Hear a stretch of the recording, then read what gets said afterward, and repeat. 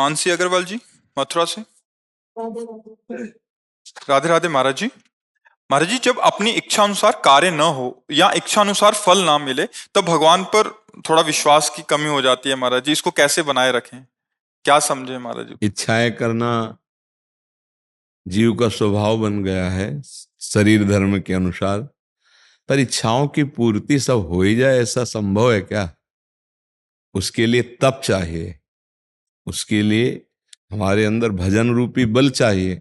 आप बाजार में जाओ, तुम्हारी इच्छा से सब सामान मिल जाएगी क्या? उसके लिए आपके पास पेमेंट होना चाहिए, तभी तो है ना। तो संसार में आप इच्छा करो कि हमारा रुपया की अमुक सामग्री लें, तो इच्छा से मिल जाएगी क्या? आपके पास अरब रुपया होना चाहिए ना। तो ऐसे इच्छाएं करोगी तो उसके लिए तपस्या चाहिए, व्रत चाहिए, आपके पास भजन रूपी धन चाहिए। भगवान पर आरोप लगाओ तो वैसे बाजार में जाओ तुम और कह दो कि ये 1 करोड़ का ये जो हीरे का हार है हमें दे दो, तो दे देगा क्या? आपसे पूछेगा करोड़ रुपया है आपके पास? आप कहोगे नहीं, तो अपने आदमी से कहेगा इनको सादर निकालो यहां से। अब आप उस दुकानदार पर आरोप लगाएं कि इसने हमको हटा दिया, बस ये मेरे मालिक की दुकान है पूरी सृष्टि। अब आप इसमें जो चाहते हैं, आपके लिए तप हो, आपके पास भजन हो, भगवान पर क्यों दोषारोपण कीजिए? आपके पास पुण्य होना चाहिए, आपके पास सुकृत होना चाहिए, आपको कर्म करने की प्रक्रिया पता होना चाहिए, तब आप उसका लाभ ले सकते हैं। किसका प्रश्न है? आपका है। किसका प्रश्न है? हाँ, तो इसीलिए आप क्यों भगवान पर क्यों विश्वास कम कर रहे हैं? क्यों विश्वास कम कर? आपने क्या दिया भगवान को? भगवान ने आपको दिया है, आपको शरीर दिया है, आपको बुद्धि दी है, आपके नेत्र दिए है, आपको व्यवस्था दी है। अब आप ऐसी इच्छा करो जो भगवान को प्रसन्न करने के, फिर सारी इच्छाएं पूर्ति हो जाएगी। उसके लिए नाम जप करो, उसके लिए भगवत आराधना करो, शास्त्र स्वाध्याय करो। स्वामी के प्रसन्न हो जाने पर सब कुछ प्राप्त हो जाता है। सब कुछ प्राप्त क्या हो जाता है? हम आपको अंदर की बात बताएं। हमको एक सुख चाहिए जिसमें दुख का लेश न हो। सबके अंदर एक ही चाह है, आप देख लीजिए। हम भगवान के अंश हैं, तो भगवान हमारे सुख समुद्र हैं, तो हमें सुख चाहिए। भगवान हमारे अविनाशी हैं, तो मैं मरना नहीं चाहता। भगवान हमारे अद्वितीय हैं, तो हम ऐसे बनना चाहते कि सबसे बड़े हम हो जाएं। मतलब चोर भी बने तो सबसे बड़े चोर बने, नामी चोर बने, सबसे अद्वितीय बनना चाहता है। ये पहचान है कि ये भगवान का अंश है जीव। अविनाशी बनना चाहता है, अद्वितीय बनना चाहता है, परम सुखी होना चाहता है। अब सुख के लिए जो हमारे अंदर चाह है, वो हम गलत जगह अपना ली। मना कष्टान इंद्रियाणि प्रकृति स्थान कर सती। परमात्मा अंश कभी प्रकृति भोग से सुखी हो ही नहीं सकता। भोग ले, सब लगे हुए हैं, कौन सुखी है? जब लौटा अपने स्वरूप की तरफ, परमात्मा की तरफ, तब वो सुखी हुआ। शरीर इंद्रियां ये विनाशी हैं, कुछ समय के लिए हैं, ये नष्ट हो जाएंगी। विनाशी से अविनाशी सुख कभी मिल ही नहीं सकता, और हम सुख ढूंढ रहे हैं विनाशी भोगों में। इसलिए इच्छाएं हमारी विनाशी होती हैं, और वो कर्म के अनुसार मिलेंगे, तो इसमें हम भगवान को क्यों दोष दें? अगर आप भगवत आराधना कर रहे हैं तो आपके अंदर पवित्र ज्ञान स्वयं उदय हो जाएगा, असद वासनाएं नष्ट हो जाएंगी, फिर आप कभी भगवान को दोष नहीं दे सकते। जैसे हमारी दोनों किडनी खराब है, हम बचपन से भगवान के मार्ग में हैं, भूल से कभी किसी जीव को कष्ट दिया हो इस जन्म में, ऐसी याद नहीं है। क्योंकि बाबा जी रहे भगवान के मार्ग में रहे, किसी को कष्ट क्यों देंगे? आज इतने भयानक कष्ट में होते हुए मेरे हिम्मत नहीं कि मैं भगवान से कह सकूं कि मैं कष्ट में हूं। क्यों? क्योंकि 100 ग्राम कष्ट है और 1.25 किलो सुख है। अब कैसे शिकायत करें हम प्रभु से? 100 ग्राम कष्ट है और 1.25 किलो सुख है। हम बिल्कुल देसी भाषा में बता रहे हैं। अब भला हम शिकायत कर सकते हैं भगवान से? नहीं, हम उनकी जय जयकार मनाते हैं कि मैंने पाप कर्म किया, उसका भोग मुझे मिला, लेकिन आपका दुलार, आपका प्यार, आपकी कृपा। अब हम शिकायत करें उनसे जब हमें दिखाई दे रहा है? अच्छा, आनंद न मिले तो बातें बनाने से काम नहीं होता। अगर अभी किसी को सूचना मिल जाए तुम्हारी किडनी फेल है, तो पहले उसकी फोटो खींचो, इसके बाद उसकी फोटो खींचो। 5 मिनट में अंतराय ना पड़ जाए तो बता ना हमको। और यहाँ 20 साल हो गए हैं और आपको अंतराय नजर आ रहा है। क्यों? परमात्मा, ये भगवान के नाम का बल, ये हम मतलब आपको दिखा रहे हैं कि जिन भगवान पर आप कह रहे हो विश्वास नहीं, उस विश्वास की मैं तुम्हें बात बता रहा हूं। कैसी बात करते हो? हृदय से कहता हूं, निहाल कर दिया। अगर वो ना स्वीकार किए होते तो ऐसी दुर्दशा होती। भगवान की प्रतिपल कृपा मनाओ, वो इतने कृपालु, अमंगल कर नहीं सकते। हम इसलिए बता रहे कि आप जो कहते हैं कि हमें अविश्वास हो जाता है या हमें अश्रद्धा हो जाती है या मैं कैसे विश्वास करूं, सही पूछो, उनकी कृपा ही कृपा है। आप जितने लोग बैठे हो ईमानदारी से बताओ, अनजाने में नहीं, जानकारी में आपकी लिस्ट में जो आपके पाप है, आप जानते हो कि उनका दंड क्या मिल सकता था, लेकिन आज तक दंड नहीं मिला। और आपने जो कर्म किए, ना हमारे कानून ने दंड दिया और ना भगवान ने दंड दिया, वो सुरक्षित कर्म हैं, आपके रखे हुए हैं। आप सोचो, फिर भी आप चैन से जी रहे हो, खा रहे हो, पी रहे हो। कितने ऐसे अपराध हैं जिनको ना हमारे भारतीय कानून ने आपको दंड दिया और ना भगवान ने। तो क्या वो अपराध भगवान क्षमा करके तुम्हें आगे बढ़ा रहे हैं कि नहीं? गलती किए हो कि नहीं किए? ईमानदारी से देखो, अंदर से, किसी से कहने की जरूरत नहीं, सबसे गलतियां होती है। कितने कृपालु भगवान। तुम उनकी जय बोले या श्रद्धा करें, विचार करके देखिए, आपने क्या भगवान को दे दिया? तुम भगवान के अंश हो, तुमको भगवान ने शरीर दिया, तुमको भगवान ने जगत में विचरने के लिए वायु, आकाश, पृथ्वी, जल, अग्नि सब व्यवस्थित। आप भगवान को क्यों कोसते हो? भगवान ने आपका क्या बिगाड़ा है? हम भगवान के पक्ष से नहीं बोल रहे, हम खुल के बोल रहे हैं, अपने भाव में बोल रहे हैं कि आप बताओ भगवान ने आपका क्या बिगाड़ा। अगर आप कहते हो कि भगवान स्वामी है सबके, तो उनकी आज्ञा का पालन किया आपने? आप उनका भजन किए? आप उनके अनुसार चले? नहीं। तो एक पिता भी, आपको हम बता रहे हैं, एक पिता ने जब उसका पुत्र पकड़ा गया और वो किसी छोटी बच्ची के साथ गंदा आचरण करके मार दिया था, तो बोला, आप क्या, तुम्हारा पुत्र पकड़ा गया, मिलना चाहते हो? तो उसने कहा, ऐसे नीच पुत्र को मैं देखना नहीं चाहता, उसे फांसी दे दी जाए। मैं सच्ची कहता हूं, मैं देखना नहीं चाहता। तो जगत पिता की आज्ञा का उल्लंघन करके पापाचरण कर्म करोगे और इसके बाद आप कहोगे कि भगवान मुझे दुख देता है, तो आप सच्ची मानो, बहुत बड़ा आप अश्रद्धा का भाव प्रकट करके अपना नाश कर रहे हो। भगवान जैसा कोई कृपालु है नहीं। वो घोर पापी को भी पानी देता है, घोर पापी को भी भोजन देता है, घोर पापी को भी पृथ्वी नहीं पटती, और वो इस पे रह रहा है उनकी आज्ञा का उल्लंघन करके। भगवान ने तो कृपा ही कृपा की है। मुझे तो आज तक नहीं समझ में आ रहा है कि लोग भगवान पर क्यों श्रद्धा करते हैं। आप अपने कर्मों को संभालिए, फिर अगर रो न पड़ो भगवान की कृपा में तो हमें बताना। कर्म करो खोटे, धर्म विरुद्ध कर्म करो और दोष दो भगवान को, ऐसा कैसे हो सकता है? ऐसा नहीं, ये गलत विचारधारा है। विश्वास करो, भगवान तुम्हारे को अनंत माताओं से बढ़कर प्यार करते हैं। बिल्कुल हम अपने हृदय की बात बताते हैं। जहां कहीं कोई सहयोगी नहीं हुआ, वहां मेरा भगवान मुझे खड़ा नजर आया है।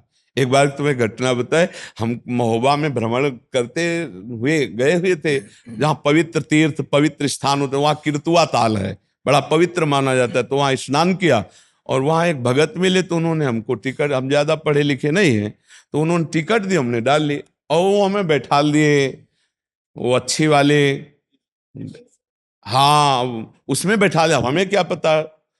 अब वो जब पूरा फोर्स आया तो उन्होंने कहा टिकट, तो सन्यास वेश में थे, नई अवस्था थी, तो दिखाया टिकट। बोले कहाँ जाना? हम कहा वाराणसी। तो उनका ये स्टेशन, 3 स्टेशन की टिकट और आप वाराणसी जा रहे हो। उनका हम ज्यादा अंग्रेजी पढ़े नहीं है, और उन्होंने कहा ये जनरल की टिकट हो, आप इस पे बैठे हो, पैसा निकालो। उनका हम पैसे तो रखते ही नहीं, पैसे तो है नहीं, एक भगत ने बैठा दिया था। तो कुछ कट वचन होता है ना पद का, तो कुछ कट वचन उनका बोलना था कि ऊपर कोई व्यक्ति सो रहा था, नीचे उतरा, अंग्रेजी से उनसे बात की। टिकट वो बड़ी कागज वाली, हमको टिकट दी और कहा बाबा आप निश्चिंत होकर बैठ जाइए, ये वाराणसी की टिकट है, आप वहां। ये कौन था? ये कौन था? सोचो, मेरा भगवान हर रूप में विराजमान, एक सेकंड नहीं लगा उतरे और खरीद कर टिकट हमको, उनको उनसे अंग्रेजी से बात की और शांत होकर चले गए। बड़ी बड़ी परिस्थितियों में हमने देखा मेरा भगवान मेरे साथ है, और हमारे साथ ही नहीं, आपके साथ भी है। आप भले भगवान को गाली दो, भले भगवान की आप अश्रद्धापूर्ण वार्ता करो, लेकिन वो आपको जो प्यार करते हैं वो अहेतुकी उनका प्यार है। हमारे कितने पुण्य थे जो हम मनुष्य बने, सोचो। नहीं, कबहू का कर करुणा नर देही, देत ईश बिनु हेत नहीं। आज भी हम क्या कर रहे हैं? फिर भी हमारे पास कितनी सुविधाएं भगवान के द्वारा दी हुई, तो हमें लगता है कि हम अश्रद्धा न करें, भगवान पे दोषारोपण न करें। वो परम पिता बहुत कृपालु, सबको प्यार करने वाले हैं। हाँ, ये जरूर है कि अगर हम कर्म खोटे करेंगे तो हमें दंड मिलेगा, पक्का मिले। अब उसमें आप भगवान पर श्रद्धा करो तो आपका अज्ञान है, नहीं है। देखो, हम आपको अभी उदाहरण बता रहे हैं, हमारे भारत सरकार की पुलिस आपकी सुरक्षा में रहती कि नहीं? आपको कोई भी कष्ट ना होने पाए, कूद पड़ेगी कि नहीं? आपकी रक्षा करेगी कि नहीं? आप देखो ना, अगर ये ना हो तो कैसा, रात में चैन से सो नहीं सकते। अब अगर आप चोरी करोगे तो डंडा बरसाएंगे कि नहीं बरसाएंगे? अब आप इन पर दोषारोपण करो तो क्यों? ऐसे ही भगवान, सही मार्ग से चलोगे तो कृपा बरसाते हैं, और गलत चलोगे तो फिर दुख, दंडा ये दुख है, वो दुख देते हैं।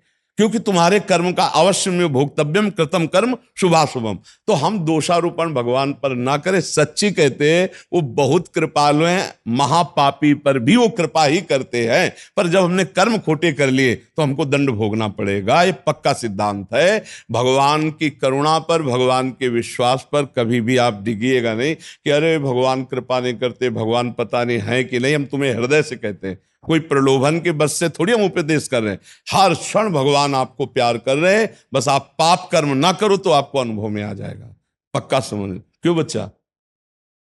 नहीं, आपको अविश्वास क्यों होता है बच्चा, हमें बताइए। जब मन का कुछ नहीं होता है तो ऐसा लगता है। तो बच्चा फिर सोचो, मन का कैसे हो जाएगा जब तक हमारे पास तप नहीं है, भजन नहीं, साधन नहीं, तो हम कैसे मन का पूर्ण कर सकते? हमारे सोच, हम प्रधानमंत्री बन जाए ऐसे हो जाएगा क्या?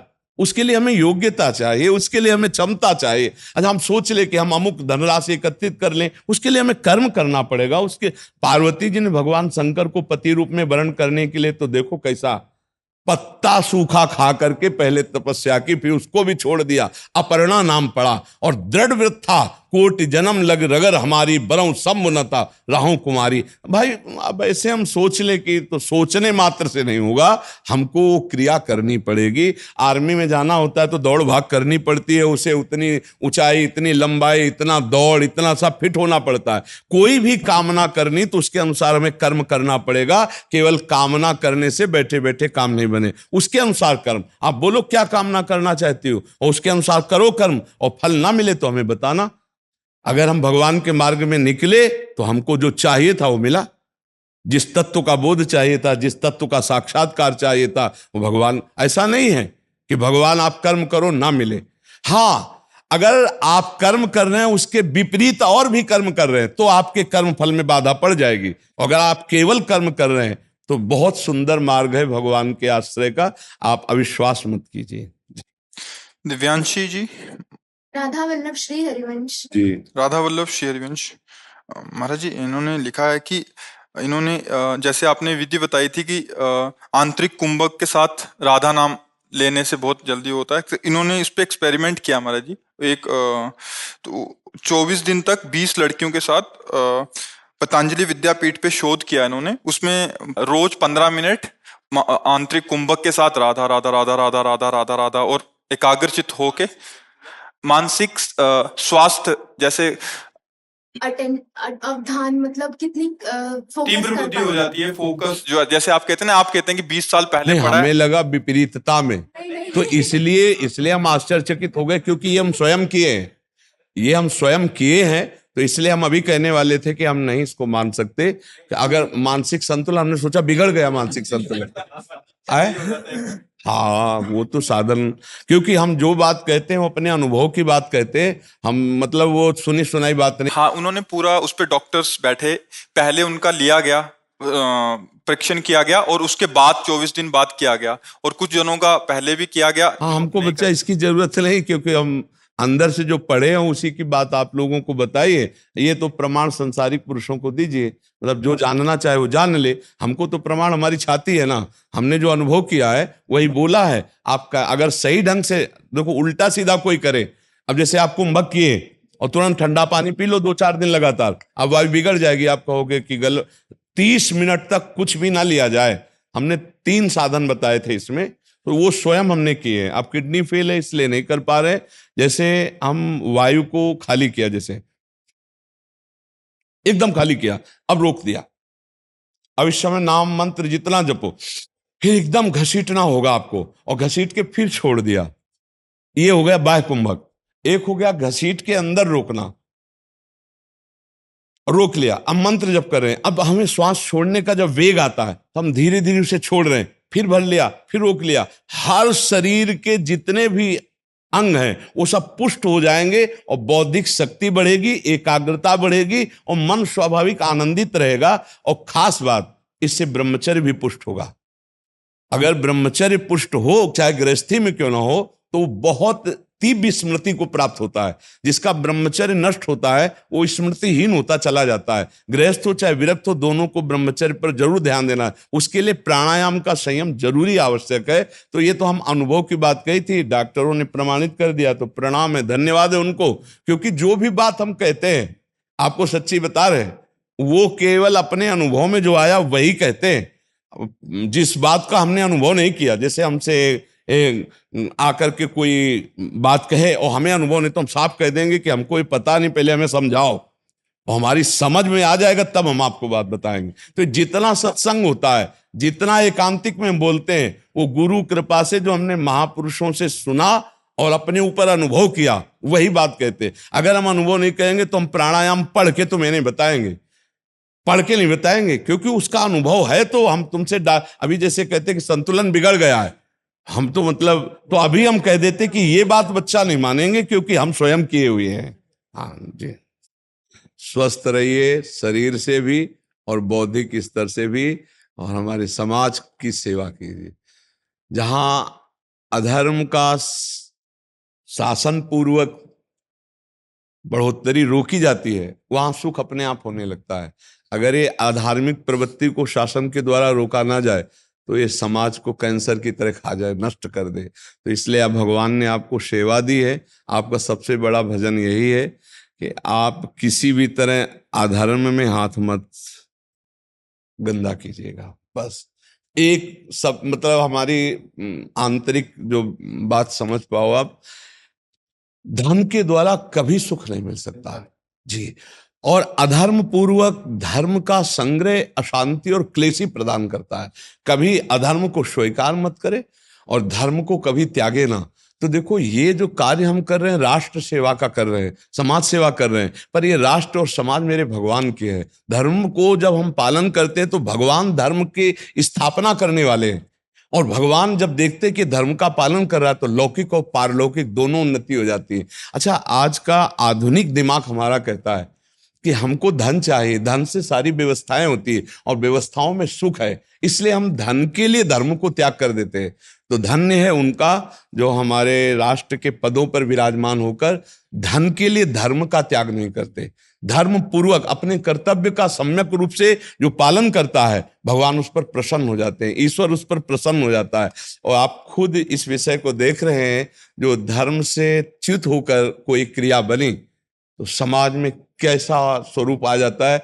क्योंकि एक हमको वीडियो दिखाया गया था जिसमें किसी यशो को एसएचओ हाँ, उनको ऐसे घसीट कर गाड़ी में डाला जा रहा था, वो ऐसा हम दिखाया। तो अब हमें इतना शोक अंदर से हुआ कि इनके माता पिता ने कितना इनको पढ़ाई में खर्चा किया होगा, कितना इन्होंने पढ़ा होगा, तब इस पद पे आए। एक चूक ने कैसी स्थिति पैदा कर दी। तो हम बार बार उसी चूक को सामने रखते हैं कि हम नमक रोटी खा के गुजारा करें, हम कष्ट पूर्वक जीवन व्यतीत करें, लेकिन हम कभी सर झुका के जीना पड़े ऐसा कार्य ना करें।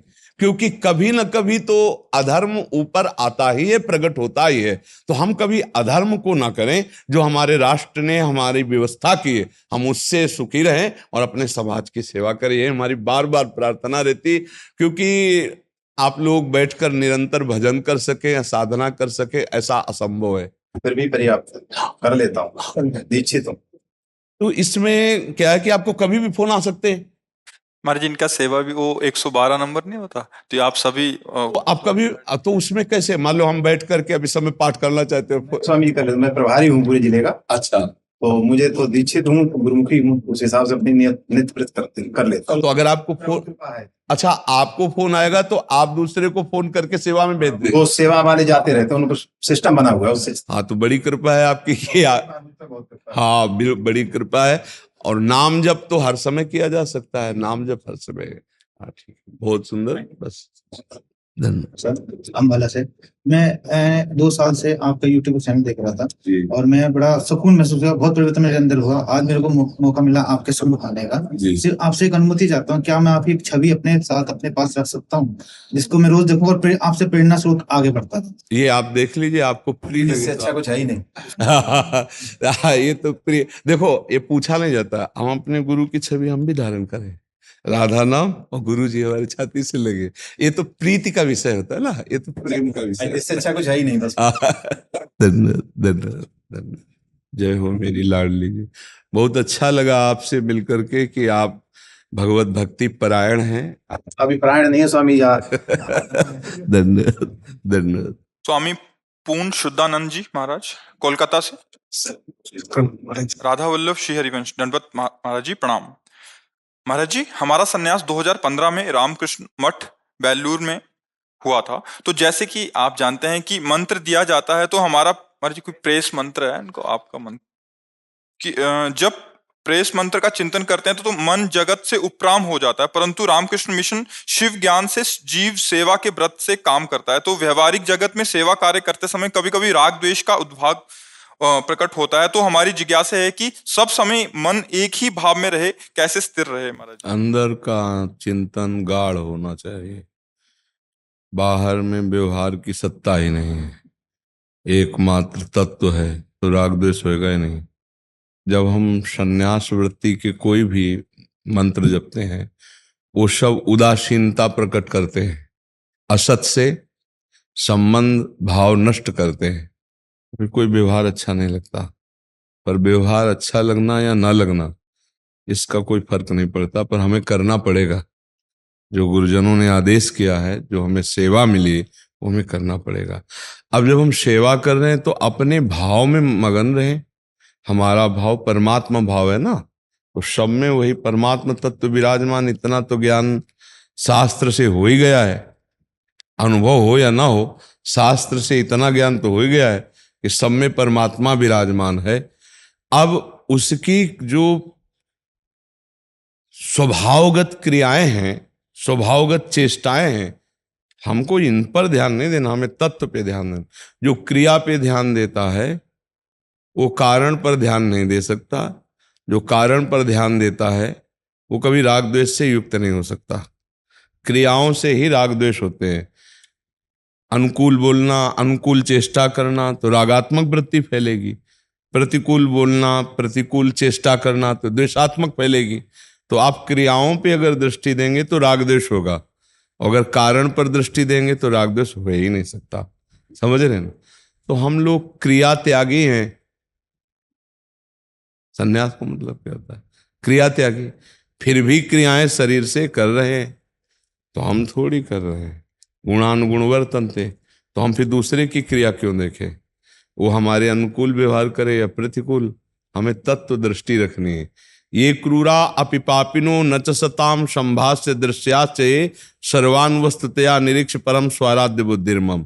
जो क्रूर है, पापी हैं, दुष्ट है, संतों के साथ संभाषण करने योग्य भी नहीं है, ऐसे में भी मेरा प्रभु विराजमान है, पक्का मेरी दृढ़मति है।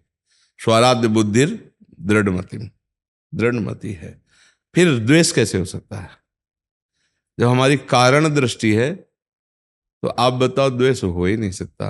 और जब क्रिया दृष्टि है तो हम परमार्थ में है नहीं। यही क्रिया योग को यही समझना है। क्यों महाराज, समझ में आ रहा है ना? अगर क्रिया पर हैं तो हम व्यवहार में संसारिक बुद्धि से हैं, तो संत की संसारिक बुद्धि नहीं होती। और जब कारण पर हैं तो तत्व दृष्टि है, तो क्रियाओं को कोई महत्व नहीं देता। कोई हमारा सम्मान करे या अपमान करे, कोई हमारे अनुकूल चले या प्रतिकूल चले, क्रियाओं से कोई संबंध। हमको तस्मात् शास्त्रम प्रमाणम ते कार्याकार्यो व्यवस्थित हो। बिल्कुल ऐसा समझो जैसे पागलों के अस्पताल में आपको डॉक्टरी करने जाना हो, तो आप उनके व्यवहार से सुखी दुखी नहीं होंगे, क्योंकि आपको पता है मैं पागलों के अस्पताल में आया हूं। कोई गाली देगा, कोई मारने की चेष्टा करेगा, कोई थूकेगा, कोई कुछ करेगा, आप बिल्कुल इस पर बुरा या भला नहीं मानेंगे। आप प्यार से उनको वैसे ही, जैसे एक डॉक्टर मरीज से प्यार करता है, वैसे ही प्यार करते हुए आप उनकी दवा करेंगे। ऐसे समझो पूरा संसार पागल है, माया में पूरा संसार पागल है। मैं मोर तोर तय माया, जे बस कीने जीव निकाया, गो गोचर जहां लगु मन जाई, सो सब माया जानो भाई। अब ये माया आसक्त चित्त वाले यदि संत को गाली दें, अपमान करें, तो क्या फर्क पड़ता है? क्योंकि पागल तो है ये। अगर शुद्ध ज्ञान हो जाता तो प्रतिकूल व्यवहार क्यों करते? उनको ज्ञान नहीं है तो ज्ञान नहीं, इसका मतलब माया से बावरे है। तो हमको बिल्कुल ऐसे रहना है जैसे पागलों के अस्पताल में रहना है।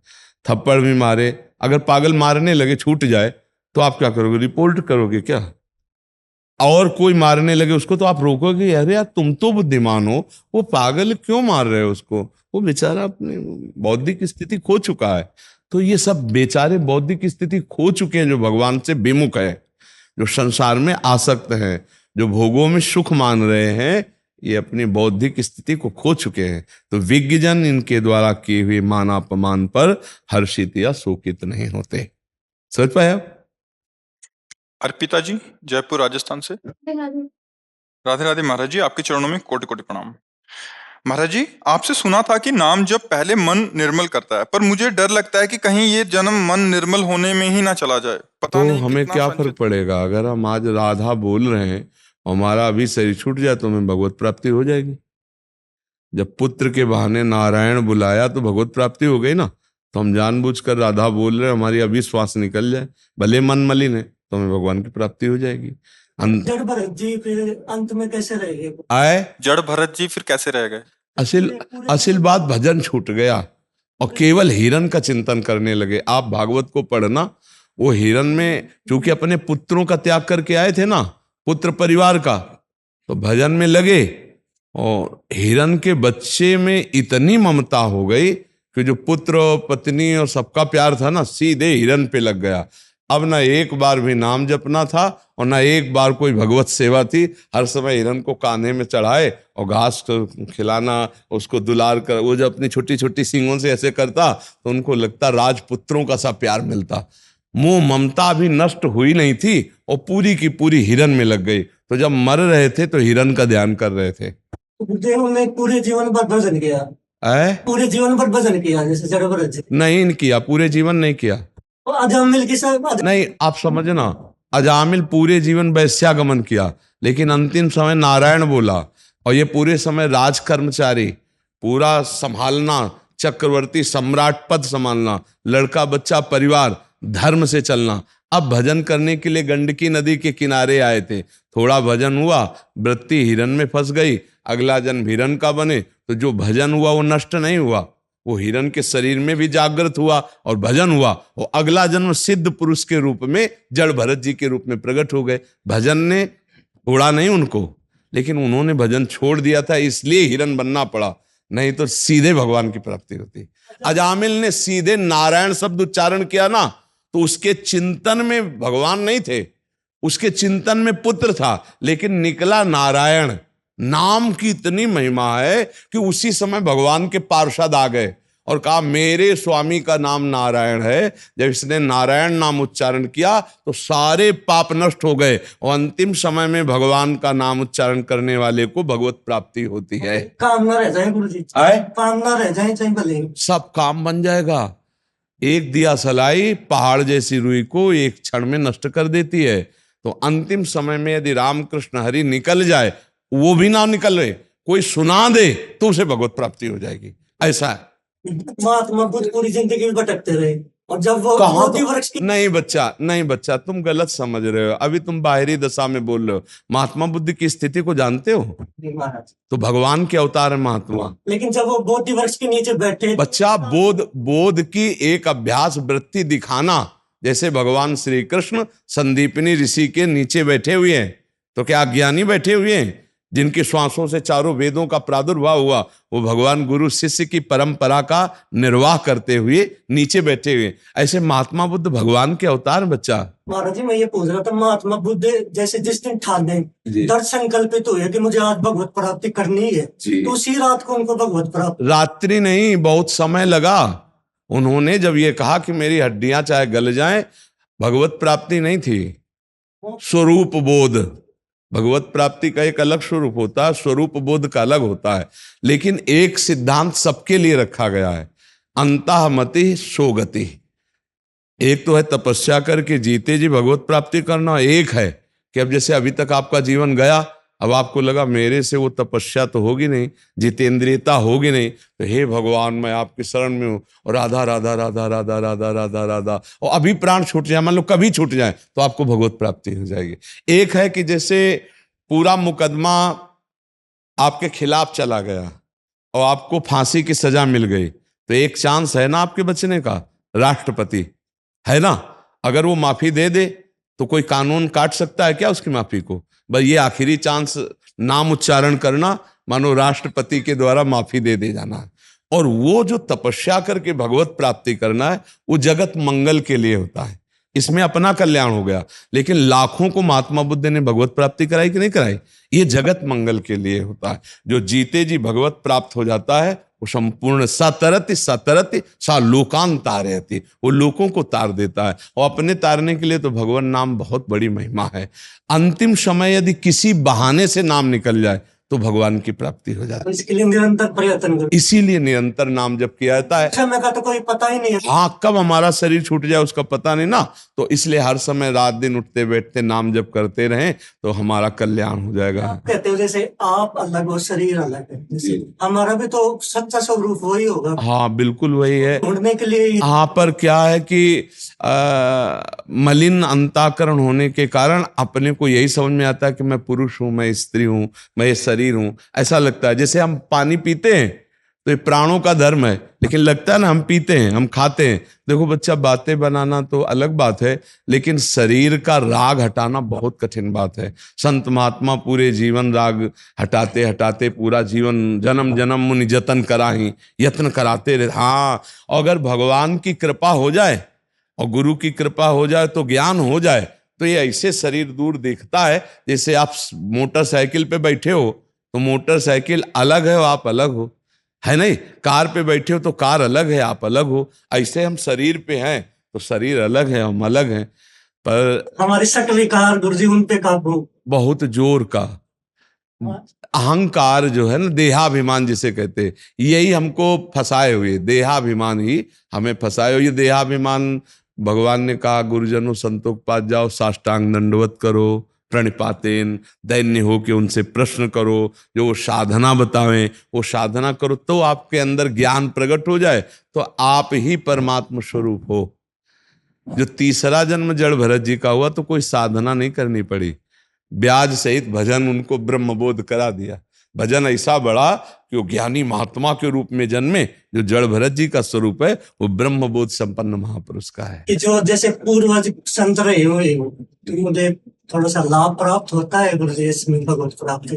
हाँ, कुल परंपरागत यदि संत है ना, तो उन संतों की कृपा से हमको तो सौभाग्य मिलता है, जगत को भी सौभाग्य मिलता है।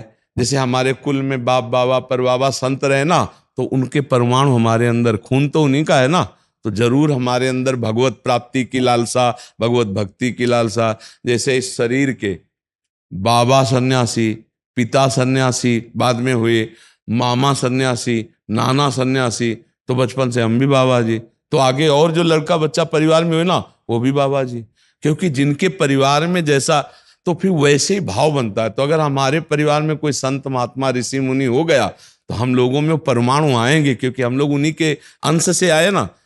मान लो बाबा तो पिता में उनका अंश आया, पिता से आप में आया, तो आपके अंदर सात्विक भाव होंगे। तो जैसे अगर भगवान की कृपा से किसी कुल में भगवान का भक्त जन्मा है तो सो कुल धन्य उमा सुन, वो कुल ही धन्य हो जाता है। उस कुल में जो जन्मेगा उसमें परमाणु रहेंगे भागवतिक। यदि वो अपने को संभाल ले, मान लो आप अब शराब ना पियो, मांस ना खाओ, बेविचार ना करो, गंदी बातें ना करो, तो आप में स्वाभाविक वो भाव आ जाएगा, भगवत मार्ग वाला, क्योंकि आपके कुल में वैसे रहे नहीं। या वैसे भी देखो संसारिक, अगर आर्मी में फौज में कोई रहा है ना, तो उसके परिवार में फौज में जरूर होगा, क्योंकि परिवार का ऐसा रंग चढ़ता है। तो ऐसे ही भगवत भक्त अगर रहा है तो उसके परिवार में कोई ना कोई भगवत भक्त रहता है, क्योंकि उसकी कृपा रहती है, भगवान की उस कुल में कृपा रहती है जी। प्रज्ञा अग्रवाल जी, नोएडा से। राधे राधे महाराज जी। महाराज जी, दुखों को भगवान की कृपा समझें या अपने पापों की सजा? वैसे अब खुली बात यह है कि पापों का ही फल दुख आता है, पर यदि हम उसे भगवान की कृपा समझे तो इस रूप में समझे कि हमारे मल को धोया जा रहा है। दुख आ रहा है मतलब पाप नष्ट हो रहा है, तो हमको खुशी मनानी चाहिए कि हमारे दुख देने वाले जो कर्म है वो धीरे धीरे नष्ट हो रहे हैं। इसीलिए कह रहे नाम जप करो। नाम जप दो काम करेगा, आपको बल देगा दुख सहने के लिए, और आगामी दुख आने की जो संभावना है उनको मिटा देगा। नाम में बड़ी सामर्थ्य है। बहुत बड़े खजाने जमा है हमारे पाप के, कोई 100-200 पाप थोड़ी जमा है, खजाना का खजाना जमा है पाप का। अगर हम भोगे तो हजारों जन्म लेके भी भोग नहीं पाएंगे। इसीलिए हमें मनुष्य जन्म मिला है कि नाम जप कर लो, उसे मिटा लो। अब जब 2-4 मान लो पूरे खजाने में से 2-4 निकाल कर हमें वो दिए गए, अब हम समझ रहे हैं कि भजन कर रहे हैं फिर भी हमारे दुख नहीं मिट रहे। नहीं, भजन काम कर रहा है, पूरे खजाने को जला देगा जो पाप का भंडार है। आगे जो हमसे गलती होगी उसको जला देगा, और इस शरीर के रचने के समय जो कर्म पाप के रखे गए उनको भोगना पड़ेगा। जैसे शरीर बनाया गया तो उस समय पाप कर्म और पुण्य कर्म 2 रखे गए। इस अवस्था में ये सुख मिलेगा, इस समय ये दुख मिलेगा, इतनी अवस्था में तुम्हारा पैर टूटेगा तो टूटेगा, पक्का टूटेगा, क्योंकि वो प्रारब्ध बनकर आया है। अब जो कर्म हमसे हो रहे हैं और पीछे जो हो गए हैं उनको भजन के द्वारा नष्ट किया जा सकता है। जो प्रारब्ध रच गया तो बड़े बड़े संतों को भोगना पड़ता है, वो भोगना पड़ता है, उसे भोग लो, अपने ही कर्म का फल है। और पवित्र हो के भगवान के धाम चलो, खूब नाम जप करो, अब कोई गलती ना करो, अब कोई पाप ना करो। कि मैं मेजबान पशुओं की सेवा करता हूँ महाराज जी, तो उसमें मुझे जब मैं ज्यादा उसके तरफ आकर्षित होता हूँ, जब उसमें जब ध्यान देता हूँ तो मुझे लगता है कहीं मैं परिवारजनों के प्रति गलत तो नहीं करा, क्योंकि उनका भी मनसा है कि मैं पढ़ लिख के सही इंसान बनूं, उनकी सेवा। तो पशु पक्षियों की सेवा तुम्हारी पढ़ाई को रोक थोड़ी देगी, पढ़ाई को रोक देगी क्या? अरे भाई, हर समय पशु पक्षियों की सेवा में तो रत नहीं रहोगे भाई, वो तो अवसर पर सेवा होती है। हर समय अपनी पढ़ाई करो, नाम जप करो, परिवार की सेवा करो। जब कोई ऐसा अवसर मिल जाए तो पशु पक्षियों की भी सेवा कर दो। प्राप्त सेवा को कभी त्यागे ना, समझो, सेवा की खोज नहीं की जाती, प्राप्त सेवा को ना। मान लो आप जा रहे हो, कोई मनुष्य है या पशु पक्षी है ऐसी हालत में है कि आपको सहयोग की उसकी करने की जरूरत है। फोन आता महाराज जी, मैं इलाज करता हूँ जितने भी घायल पशु होते हैं या जिनकी तबीयत खराब होती है। बहुत उत्तम बात, बहुत उत्तम बात। तो ऐसा नहीं कि 24 घंटे फोन ही आते रहते हैं, 24 घंटे आते हैं, तो कभी कभी ऐसे अवसर मिलते हैं तो उसमें ना तो पढ़ाई रुकनी चाहिए और ना परिवार की प्रीता बाधित होगी, और उनमें भगवत भाव करो तो बच्चा पशु पक्षी की सेवा से भगवान प्रसन्न हो जाएंगे, क्योंकि वो तो बता नहीं सकते अपने कष्ट को। धन्यवाद है जो आपको फोन करते हैं, और धन्यवाद है आपको कि आप दौड़कर जाएं और उनके कष्ट मिटाने के लिए पूरा प्रयास करें। इससे इस तक भी रख रखा है महाराज, तो इसमें आपको परेशानी क्या है बच्चा? जितना हो सकता है उतना कर। नहीं, आपको प्रश्न परेशानी कुछ नहीं महाराज जी, बस यही लगता है कि किसी तरफ दोनों को एक तरफ से मतलब कोशिश करते कि साथ में करते। नहीं बच्चा, ये सेवा ऐसी है कि परिवार के जनों को अपने आप सुख मिलेगा, वो आपसे अत्यंत प्यार करेंगे, कोई आपका विरोध करेगा ही नहीं, क्योंकि सेवा भावना है। सेवा भावना में परहित सरिस धर्म नहीं भाई, इसमें सब कुछ बन जाता है। अगर आप पाप कर्म करोगे तो चाहे जितना परिवार को प्यार करो, अशांति और दुख और क्लेश पैदा ही हो जाएगा। और आप धर्म पूर्वक चलो तो आप परिवार की तरफ हेरो या ना हेरो सब सुखी रहेंगे, सब आपसे प्यार करेंगे। धर्मो रक्षते रक्षिता, धर्म अपने आप रक्षा कर लेता है बच्चा। आप बहुत बढ़िया कार्य कर रहे हो और धर्म पूर्वक करते रहो। अकेले न कर पाओ तो 4 लोगों से सहयोग लो। जुड़े हुए बिल्कुल बिल्कुल। और हम चाहते हैं कि समाज जुड़े ऐसा कि जैसे वयोवृद्ध जन है जिनको घर से निकाल दिया गया, ऐसों की भी सेवा करे बच्चा, पशु पक्षियों की भी सेवा करे और ऐसों की भी सेवा करे जिनके जो अनाधिकारी पुत्र हैं उन्होंने जबरदस्ती घर से बूढ़े को निकाल दिया, ऐसे बड़े बूढ़े मारे घूम रहे, तो उनको खवाए पियाए उनकी व्यवस्था कर ले।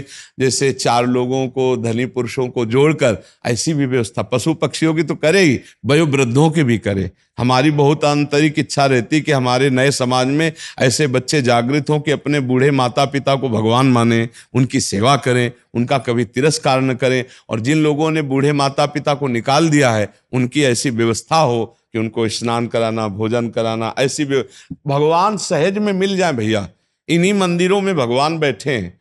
अब माता पिता का अपमान करके मंदिर में जाओ तो भगवान नहीं मिलेंगे, पक्की बात है।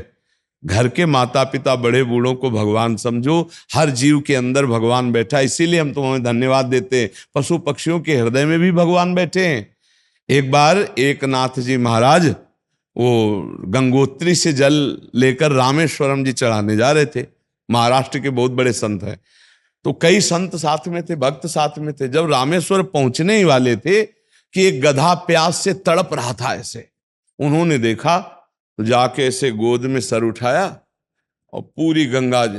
तो लोगों ने कहा, अरे इतनी मेहनत करके गंगोत्री से जल रहा है, अब रामेश्वर नजदीक रह गए, पूरा जल। और वो लोग चढ़ाने गए रामेश्वर जी में, तो वो तो चढ़ाए पिंड में, और यहां सीधे रामेश्वर भगवान प्रकट हो गए गधे के अंदर से, प्रकट होकर के एकनाथ जी को हृदय से लगा लिया। हर पशु पक्षी में भगवान विराजमान है। तुम उस भगवान को पहचान कर सेवा करना कि इस गाय के रूप में, पशु के रूप में सब भगवान है, तो भगवान इतने से प्रसन्न हो जाएंगे। आज हमें बहुत पीड़ा है कि वयोवृद्धों के साथ व्यवहार ठीक नहीं किया जा रहा। नौजवान बालक अपने माता पिता को कटुवचन बोलते हैं, पीटते हैं, छल कपट से संपत्ति अपहरण कर लेते हैं, घर से निकाल देते हैं। तो 4 धनी मानी स्वस्थ शरीर वाले लोगों को चाहिए कि वयोवृद्धों की ऐसी व्यवस्था करें कि जिनको कम से कम मरते समय तक पानी मिल जाए, भोजन मिल जाए, औषधि मिल जाए। अब वयोवृद्ध शरीर उठने लायक नहीं होते, उनको पकड़ के चलाना, उनको शौच वस्त्र में हो गए, उनके वस्त्र धो देना, ये सेवा की बहुत आवश्यकता है। अगर कभी आगे अवसर मिले, तुम्हें धन व्यवस्था बढ़े, तो पशुओं के साथ साथ मनुष्यों की, वयोवृद्धों की सेवा भी शुरू करो, ठीक है ना। और सहयोग करने वाले तो भगवान है बच्चा। सहयोग करते हैं महाराज जी। और मतलब एक टाइम था जब मैं खुद नॉन वेज खाता था, लेकिन इस काम को करते करते मेरी मनोस्थिति जागी और मैंने 1.5 साल पहले ही छोड़ दिया। अभी मेरे साथ मेरे कुछ 5-6 दोस्त भी नॉन वेज छोड़ चुका है। हम लोग बिल्कुल बिल्कुल, हाँ ठीक है। दीपा जी आगरा से। राधे राधे महाराज जी, आप इस विचार सादर प्रणाम महाराज जी। महाराज जी जानना चाहते हैं कि सच्चे अर्थों में जीवन की सार्थकता किसमें मौजूद है, कैसे जीवन की सार्थकता को प्राप्त कर सकते हर समय अंदर ही अंदर भगवत स्मृति चल रही है। देवर्षि नारद जी के सूत्र को समझ लो, ये जीवन की चरम सार्थकता है। तदर्पिता अखिलाचारिता तद्स्मरणेन परम व्याकुलतेति। समस्त आचरण भगवान के अनुकूल हो, भगवान को समर्पित हो और मधुर मधुर भगवान की स्मृति चल रही हो, इससे बड़ा सार्थक जीवन और कोई नहीं। सार्थक जीवन संसार में सार्थक माना जाता है, रुपया आ जाए, दुल्हन मिल जाए, लड़का बच्चा हो जाए, पति मिल जाए, या नाना प्रकार की अपनी कामनाओं की पूर्ति। लेकिन जब मरा तो उसके साथ क्या हुआ, कुछ गया क्या? तो सार्थक तो नहीं हुआ ना जीवन, है ना। सार्थक तो तब होगा जब पूरे जीवन की कमाई उसके साथ हो, और वो कमाई होगी भगवान का नाम, भगवान की स्मृति, जो सत्कर्म करके भगवान को समर्पित कर दिए गए। तो सार्थक शब्द तभी है जब भगवान का भजन किया जाए, निरंतर नाम जप किया जाए। किसका प्रश्न था बताओ, आपको समझ में आया ना। सार्थक जीवन है जो नाम। कबीरा सब जग निर्धना धनवंता नहीं कोई, धनवंता सोई जानिए जाके राम नाम धन होए, कृष्ण नाम धन होए, राधा नाम धन होए। जब हम यहाँ से जाए तो खूब धनी होके जाए तो जीवन सार्थक हो गया। वो धन है भगवान का भजन, परोपकार, दूसरों की सेवा, धर्म पूर्वक अपने आचरण करना। समझ पा रहे जी महाराज जी। कृष्णा तौर जी पुणे से। राधा राधा महाराज। गुरुदेव आपके चरणों में कोटि कोटि प्रणाम। गुरुदेव आपकी कृपा से 1.5 साल से राधा नाम का जप करता हूँ। राधा नाम जप करते समय श्री कृष्ण जी की प्रतिमा का स्मरण करते अत्यंत तीव्र लालसा अंतःकरण में उत्पन्न होती है। इस तरह नाम स्मरण करने से अंतःकरण में श्री कृष्ण के प्रति प्रेम अनुभव होता है, कभी कभी आंखें भी भर आते हैं। गुरुदेव क्या इस प्रकार मुख से राधा नाम जपते समय श्री कृष्ण नाम का कृष्ण जी का स्मरण करने से श्री कृष्ण करो जी की या ना प्राप्ति करो, होगी। अपने आप जबरदस्ती होने लगेगा। उन्हीं की प्राप्ति प्राप्ति उन्हीं की। अरे पक्का पक्का, राधा नाम का चमत्कार ही यही है कि श्री कृष्ण अपने आप सामने नाचने लगेंगे, वो ध्यान में छा जाएंगे। जपो तो चुपचाप राधा राधा राधा, और ये आंखों में आंसू आना, ये भागवतिक सब बहुत कृपा की बात है, पर इसे छुपाओ, इसे कहना नहीं। जो भागवतिक कृपा हो ना, जैसे भगवान के प्रति रोना है, भगवान के प्रति जो प्यार है, उसे अपना प्यार छुपाया जाता है ना। प्रभु का प्यार हम लोग छपाने लगते हैं और सांसारिक प्यार छुपा लेते हैं। हमें लगता है भगवान का प्यार छुपाना चाहिए जिससे वो अधिक बढ़े। छुपाने से प्रेम बढ़ता है। हम एकांत में रोएं, एकांत में भगवान से प्रार्थना करें, वो बातें किसी को बताएं ना। अगर कोई पूछ भी ले एकांत में रोते समय कि आप प्रभु के लिए रो रहे थे क्या, तब कहते नहीं नहीं, हमारे ऐसे भाग्य का, हमें तो शरीर में दर्द है या अमुक परेशानी है, उस या अम्मा की याद आ गई है, या कुछ ऐसा बहाना बना दे जिससे कोई जान न पावे कि हम भगवत प्रेमी हैं, तो प्रेम और आगे बढ़ेगा। समझ पा रहे हैं आप जी? मनीषा गौड़ जी, गुरुग्राम से। राधे राधे। राधे राधे महाराज जी। गुरुदेव भगवान, यदि प्रश्न में किसी प्रकार की कोई त्रुटि हो तो क्षमा कीजिएगा। भगवान, मैं करीब 1 वर्ष से अधिक समय से आपको YouTube के माध्यम से सुन रही हूँ। नित्य प्रतिदिन आपका एकांतिक वार्तालाप सत्संग सुनती हूँ, नाम जप का प्रयास भी करती हूँ तथा कुछ समय के लिए श्री 84 जी का भी नियमित पाठ करने का प्रयास करती हूँ। भगवान, आपके एकांतिक में कई बार सुना है कि भगवत मार्ग पर आगे बढ़ने पर अनुकूलता या प्रतिकूलता आती है, किंतु मेरे जीवन में ये दोनों ही नहीं आ रही महाराज जी। महाराज जी, मेरा मन सदैव ये प्रश्न मांगना उठता नहीं रहता है। किसका है? अरे मांगना नहीं, नहीं परेशान हो जाऊंगा। अभी भक्ति में रंग नहीं आया भाई। दौड़ाक जब क्रॉस करना चाहता है तब परीक्षा उसकी होती है। अभी भक्ति वो भक्ति नहीं होती जिसमें परीक्षण किया जाए, नहीं तो कदम कदम पे फिर ऐसी बाधाएं खड़ी हो जाती कि अपने लोगों को ऐसे आकाश की तरफ फेरना पड़ा। हे भगवान, तो कभी भारी अनुकूलता, कभी भारी प्रतिकूलता, ये रंग। अभी भक्ति रंग लाए तब ना, अभी भक्ति का रंग आने दो, निरंतरता बनाओ, फिर हम कहते मांगना नहीं मांगना नहीं, अच्छे अच्छे कांपते। एक बार मार्कंडेय जी भागवत में पढ़ के देख लेना, जब भगवान नर नारायण आए तो उनका भगवान सुनते हैं आपकी माया बड़ी विचित्र है। कैसी माया? तो मुस्कुरा दे, भगवान की मुस्कुराहट ही माया है। वो अंतर ध्यान हो गए। थोड़ी देर में देखा समुद्र मर्यादा तोड़ दिया, इतना अपार जल पूरे संसार में फैल गया, सब संसार डूब गया, वो भी उसी थपेड़े में, भारी लहरों के थपेड़े। इतना व्याकुल हुए कि रो पड़े, पुकारा हे भगवान बचाओ। तो देखा एक बरगद का वृक्ष और उसके एक पत्ते में बाल गोविंद अपने चरण का अंगूठा पी रहे हैं। करार विंदे न मुखार विंदम पदार विंदे विनिवेशयंतम। भगवान का ये रूप देखा, तुम सोचा पूरी सृष्टि का विनाश हो गया, ये बट वृक्ष कैसे नहीं डूबा? और ये छोटा सा बालक तो हंस दिया, जो हंस दिया उनके पेट में चले गए, वहां भी महाप्रलय, वहां भी हाहाकार। अरे फिर हंसा तो बाहर आ गए, फिर वही प्रलय आग्नि, अंदर से पुकारा प्रभु बचा लो बचा लो। और ये सब कई कल्प तक भोगते रहे, कई कल्प। और जब होश आया तो देखा एक बूंद पानी नहीं, आसन में बैठे हैं, और ये सब 48 मिनट में हो गया। तो कहा भगवान कभी भूल कर अपनी माया मत दिखाना, मैं थक गया। एक बार भगवान श्री कृष्ण के साथ सुदामा जी समुद्र स्नान करने जा, तो कहा यार तुम्हारी माया बड़ी विचित्र है, क्या है माया तुम्हारी? भगवान ने कहा समुद्र नहा लेते हैं, फिर बाद में बात करेंगे। तो साथ ही डुबकी मारी, जो सुदामा जी ने डुबकी मारी सो एक देश में पहुंच गए। अब वहां स्वयंवर हो रहा था। अरे सबके, अरे भाई इतने दिव्य महात्मा है सुदामा जी, इतने दिव्य, आओ भाई आओ, इनका स्वागत हुआ। और लड़की ने इन्हीं के जयमाला डाल दी। अब वहां के राजा बन गए, अब वहां लड़का बच्चा हो गए सुदामा जी के। और वहां की प्रथा थी, जैसे भारत की पहले प्रथा थी कि अगर पति मर जाए तो पत्नी जो सती हो जाती थी, ऐसे वहां की प्रथा थी कि पति को जबरदस्ती पत्नी के साथ जला दिया जाता था, बांध के 100 में। और पत्नी गई मर, अब सुदामा जी को 100 के साथ बांध दिया गया। जब स्मशान में ले गए और जब जलाने को हुए तो कहा हे श्री कृष्ण रक्षा करो। तो भगवान ने ऐसे हाथ पकड़ा और समुद्र से को बड़ी लंबी डुबकी मार दी। बोले प्रभु ये वो ब्याह और लड़का और बच्चा, बोले यही तो मेरी माया है, ये सेकंड में हो गया। और उनको इतना सब सेकंड में अनुभव हो गया। यही भगवान की विचित्र माया। कभी भगवान से न कहे कि आप हमारी नहीं भैया, उनके प्रश्नवाचक चिन्ह ऐसे होते, पार करना बहुत कठिन है, बहुत कठिन है। इसलिए बड़ी कृपा है जो आपके ऊपर परीक्षा लियो, खूब नाम जप करती रहो। भगवान से यही प्रार्थना करो कि प्रभु कुछ भी कैसी भी परिस्थिति आवे, बस आपका स्मरण न भूले, जैसे रखो, जैसे चाहो, दुख में रखो, सुख में रखो, आपका स्मरण चलता रहे। और जब भक्ति रंग लाएगी तब प्रतिकूलता अनुकूलता अपना हाहाकारी स्वरूप धारण करती है। अभी बच्चा है भक्ति, थोड़ा रंग लाने दो, फिर आप ही याद करना हमारी बात को और फिर बताना, अभी रंग लाने दो। इसलिए मांगना तो नहीं, क्योंकि वो बड़ा मायाधीश है। एक बार नामदेव जी ने कहा कि भगवान विट्ठल से कि अब हम आपको पहचान लिए। जब कुत्ते में से भगवान प्रकट किया ना, तो बोले अब हम पहचान लिए, अब आप छुप नहीं सकते। तो भगवान मुस्कुरा दिए।